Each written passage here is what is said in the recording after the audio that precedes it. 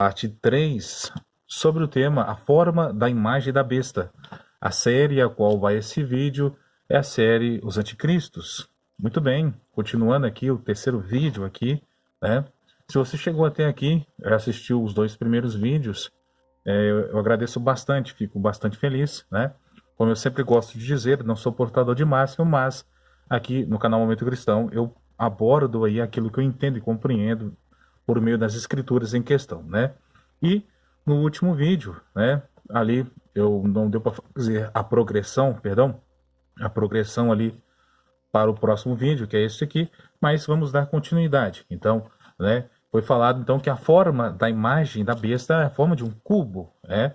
Sim, porque vai imitar a forma da verdadeira, né? Então, por isso, o falso imita o verdadeiro, porque é como uma cópia, que copia, né? Mas, na verdade, ali não é o verdadeiro, né? Então, aqui na sexta pergunta, a pergunta é o seguinte, então o problema é o cubo ou o quadrado? Ou seja, o problema é isso? A resposta é não. E eu vou explicar por que é não. O problema não é a forma geométrica, mas sim, né, aqueles que operam o sistema é o problema, né? Ou seja, que é a representação de homens caídos, né? Por isso o 666, né? Sem crer que Jesus é o Cristo, né? O 777, né? Pois todos eles têm um objetivo em comum, o de dominar e escravizar outros homens e mulheres só para obter cada vez mais poder e concentração de bens materiais, pessoais, sendo totalmente egoísta ao extremo, ao ponto de dominar por meio do conhecimento, né, assim, oculto, né, aí as pessoas da terra, tratando-as como gado de consumo e manipulação, dividindo elas para conquistar elas, para que sempre o poder possa ficar perpetuamente em suas mãos e não ser revelado para todos, pois se eles crescem que Jesus é o Cristo, certamente eles mostrariam isso. E quando, enquanto e quando Cristo voltasse, né, não inquiriria deles, né, aí o sangue dos inocentes que eles derramaram por causa da ganância e do egoísmo deles, né? Continuando, então o problema não é o cubo, ou seja, a forma geométrica em si, não é um problema, porque nós vamos analisar que a Nova Jerusalém também tem um formato quadrático, como eu li para vocês lá em 21 de Apocalipse, né, se eu não estiver enganado, no versículo 16 em questão, né? Ela também tem uma forma de um cubo, mas o problema são quem? São os operadores, né? Então, sim, ou seja, em questão, porque o problema então é os operadores que operam o sistema, né, em questão, né? Que utilizam a palavra de Deus para poder aí cada vez mais terem concentração de poder na face da terra, né?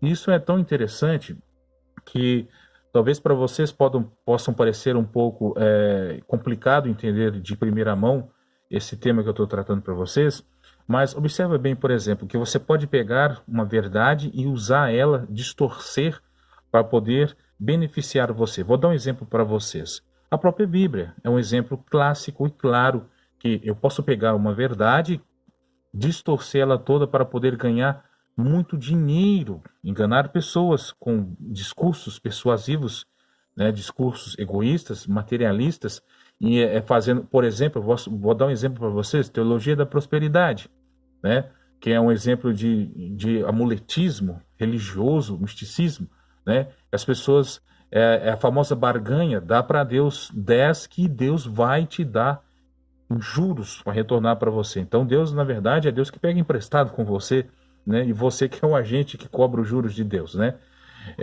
O outro exemplo, por exemplo, é a teologia do coach, né? Que é uma teologia pautada e baseada aí, né? No egocentrismo. Por exemplo, você é o seu Deus, né? Você vai ver que muitos aí homens que trabalham com o sistema ateísta, né? Fazem isso, usam disso, né? Para poder mostrar que você é o seu próprio Deus. O exemplo do coaching é justamente isso em questão. Então, você pega a Bíblia, que é uma verdade, e utiliza ela para o seu próprio bel prazer. Tá vendo como é que você transforma uma verdade em mentira? Então, o problema não é a forma cúbica e geométrica em questão, mas sim os seus operadores, tá certo?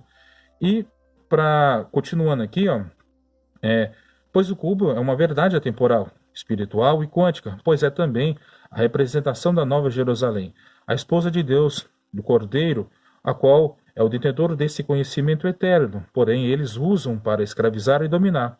Mas nós, ao contrário deles, usamos para o amor, para ajudar, ensinar, para equilibrar, aperfeiçoar todos os homens e mulheres, sem exceção de etnia, cor, sangue ou classe social, imaginando algo melhor para todos.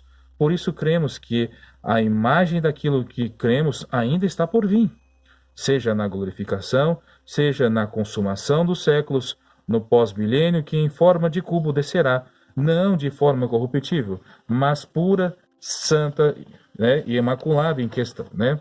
Deixa eu pegar outra parte aqui. É a temporal, né, quântica, que se manifestará no oitavo dia, né, que é aí um reinício atemporal, né? Que é o primeiro dia eterno também, né, que representa, né, estar com Deus, uma nova criação, um novo céu, uma nova terra para todos sempre. Amém. Então, é assim que eu trato em questão, né? Que então você pode pegar de uma verdade, né, mistificar ela para poder ganhar e fazer benefício próprio, né, em questão. Então, por isso o Senhor vai cobrar, né? Porque você vai ver que esse sistema, ele está desde tempos muito remotos na face da terra, mas ele persiste, negando que Jesus é o Cristo, porque Cristo quis dar o conhecimento de forma para todos. Por isso que a nova aliança não é baseada por meio do sangue semita, mas pela fé que Jesus é o Cristo, né? Aguardando o seu retorno, para que ele possa nos glorificar. E o nosso reino não vai ser um reino egoísta, na verdade vai ser um reino sacerdotal. Vamos ensinar aqueles que não foram glorificados, vamos de certa forma amar eles como anjos amam pessoas que não têm o conhecimento. Vamos transmitir o conhecimento, a misericórdia, a compaixão, para que no fim do milênio, no dia do juízo final, todos possam ali ter pleno juízo verdadeiro por ter conhecido a verdade. Ninguém vai ficar